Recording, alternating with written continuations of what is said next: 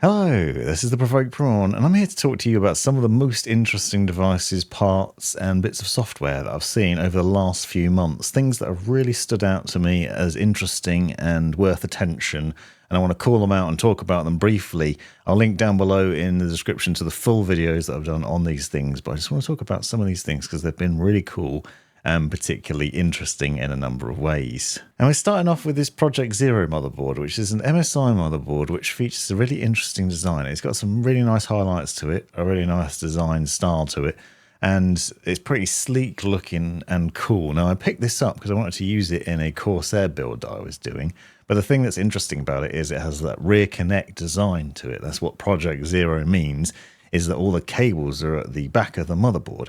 So this means that you can plug in all your cables around the rear, tidy things up, and make your PC look really neat. Now, MSI and Asus both offer this style of motherboard. There's only a few of them available. This is the Intel variant of it. There's also an AMD version, which I've also seen and done a video on separately. And I've used them in a couple of different builds. There are some downsides. It's a smaller form factor, so it only has 2 NVMe slots on it, for example. But I really like the style of it and the look of it and the way it works. I found it to be pretty functional. It ticked all the boxes in various different ways.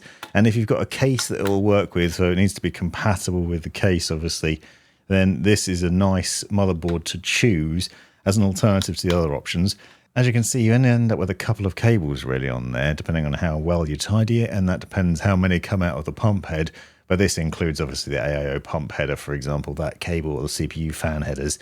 But otherwise, everything else is hidden away, which makes for a really neat finish on your build, which just looks fantastic, I think. And it's a really nice design style to it. And it's something pretty unique over the last few years, so it's quite a new thing. I expect we'll see more and more of these. And Asus also has graphics cards to match, which I haven't seen, sadly, but should be interesting. Next up is actually a combination of 2 things. The Rode Streamer X, which is a fantastic little XLR interface, which I'll get to in a second, which has some really powerful uses in it, and SteelSeries Sonar, which I'm a big proponent of lately because I've been using it with the Streamer X, but also with a variety of other devices. And I'd highly recommend checking this out if you haven't already, because it's a free bit of software that will work with basically anything. You can use it to customize, get EQ profiles for various different games, so you can have different soundscapes for different games, which is great for footstep sounds, for example. You can dive into the chat settings and you can actually improve the quality of your friends' microphones, even applying AI noise cancellation to your friends' mics from what you're hearing when they're talking to you, so you can make them sound better. You can also go through and tweak a lot of other things, including your own microphone. So you've got noise cancellation on there, various different EQ profiles and other things, which is really good for standard microphones, USB microphones and other things, but you can also use it with an XLR mic if you want to. But more importantly, you can also dive in and create virtual channels and a variety of different audio channels for use in OBS. And this is where I use it because it's really powerful. So you can have multiple audio tracks for game, microphone, your friends' Discord chat, and other things. So you can have separate channels for each of those with separate audio tracks basically set up in OBS. So what happens then is that when you're recording, you have those tracks captured, which means that if you then go into your editing software, you can play around with those audio tracks individually, which is really powerful if you're trying to create gameplay clips. And let's say you've got a lot of friends that are chatting and maybe sometimes they ruin your clips, or maybe you ruined your own clips by talking at the wrong moment and you just want background audio from the game to be able to do your tips and tricks videos. You can use this, and I've done a detailed guide on how to set this up, to then get that and drag it into your video editing software and then just use it like that. And it's so much better than just having one stream mixed with everything mixed together, or just messing about and having audio problems with OBS. So this is a powerful tool for doing that, and it's free. It doesn't have to work with Rode's stream stuff. It doesn't have to work with the Streamer X or the Rodecaster Duo, which is what I've been using it with. You can use it with anything. So I used it with a SteelSeries Alias mic, but I've also used it with other mics. You could use it with a HyperX Quadcast, for example, and any other headset. It's basically multi-device compatible, which is really cool.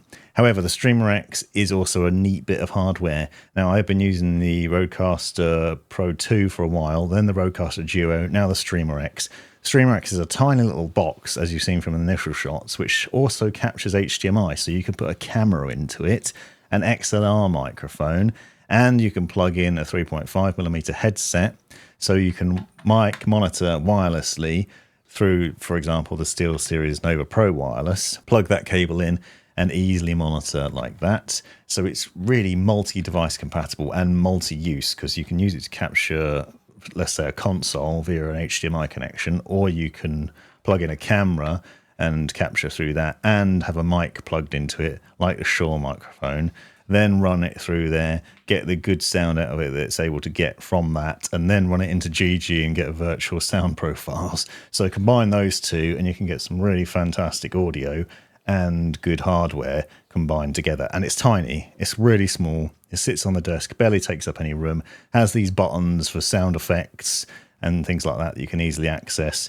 but it's just there on your desk, and it isn't a fuss, it isn't a massive thing. And I really like the design of it because it's just compact and nice and very capable. Next up is another motherboard, but this is an affordable one, really cheap and yet really capable. This is the Asrock Z790 Livemixer, which I purchased recently and then did a dedicated video on because I wanted to use it in a build and probably in future builds repeatedly, because it's just so funky looking.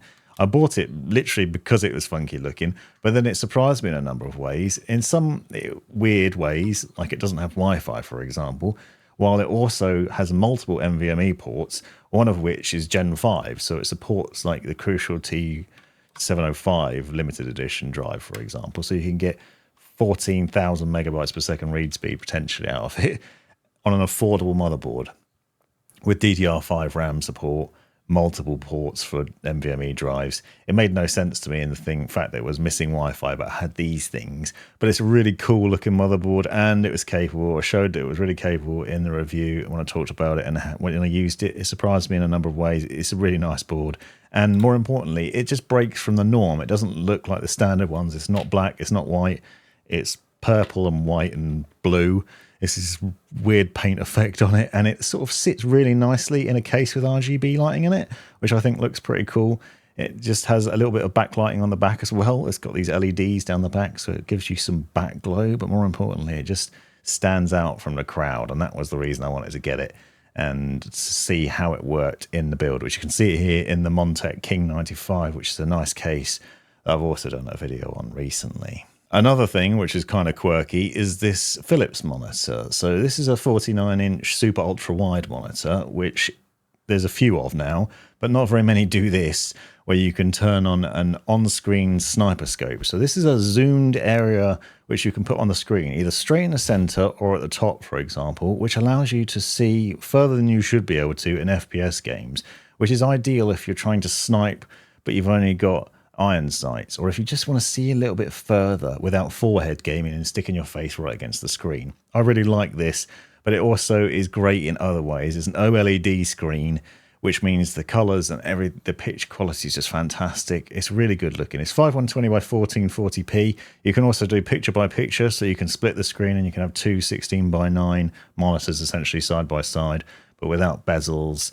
And I really liked it in a number of ways. It didn't curve quite enough for me, so I usually use the Samsung Odyssey G9, and this monitor was a bit flatter, which I found gave me a bit of neck ache when trying to do productive things. But for gaming, it was really immersive. The screen quality is fantastic, and it has some other highlights too as well that are worth checking out, like fairly decent speakers, which surprised me quite well, and some backlighting, which actually isn't terrible, although it's still not as good as your own dedicated Philips Hue setup with an entertainment area. It was still pretty impressive versus other monitor backlighting that I've seen, which is usually just sort of an additional thing that's just not worth even considering. The next thing is actually another bit of software. So in the process of building the Montech King 95, I actually mixed and matched fans, which I don't usually do.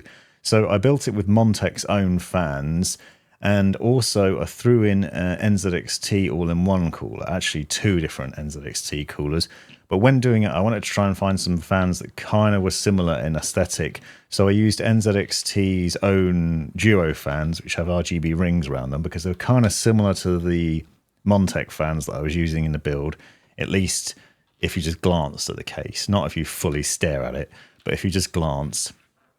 The problem with these fans is they kind of have their own interface, so they don't use the standard 5 volt RGB connection. They have a proprietary connector that goes to an NZXT controller, which I didn't really contemplate when I was building it, which meant that the RGB lighting as standard straight out of the box didn't match. So the fans weren't matching up in their lighting, and when you turn it on, you've got one set of fans that are white and then the other ones have got colour.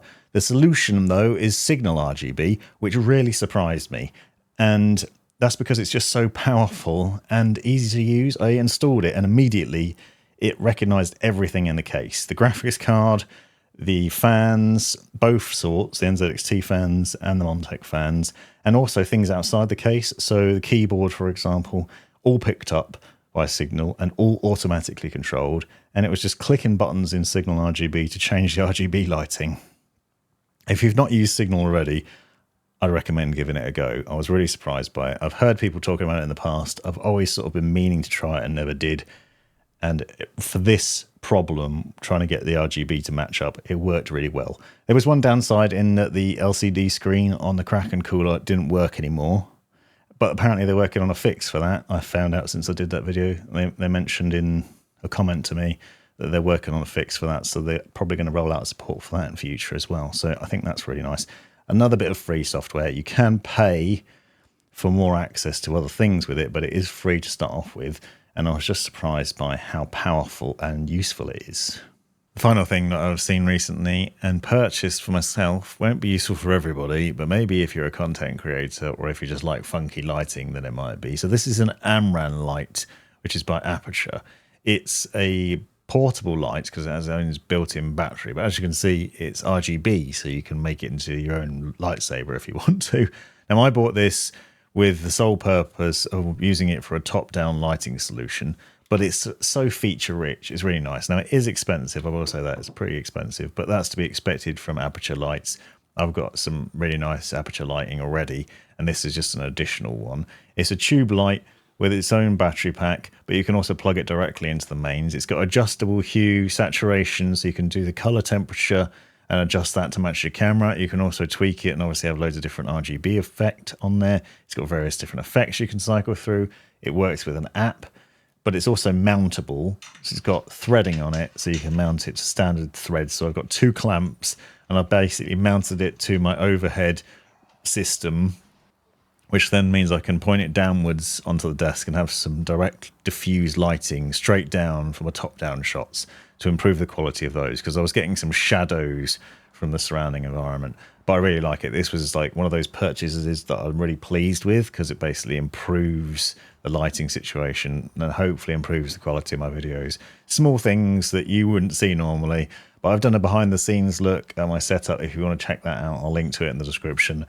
We're going to a bit more depth on these sorts of things, but I've been trying to improve the quality of how I do things lately, just to make the video footage look a little bit nicer, maybe a bit more interesting and curious. And I really like this thing because it's easy to control, easy to adjust, and it's got a lot of features on it, which what more can you want from a device? So hopefully some interesting quirks of things I've seen recently. I'm going to do this again in future, maybe. I think I'm just highlighting some of the devices that I've seen that are pretty nice.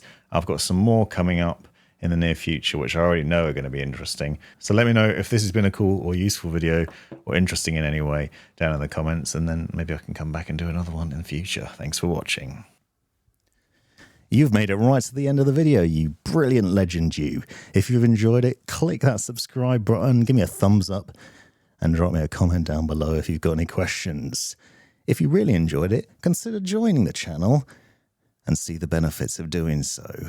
Check out these other videos. You might well find them interesting or useful. And most importantly, have a great life.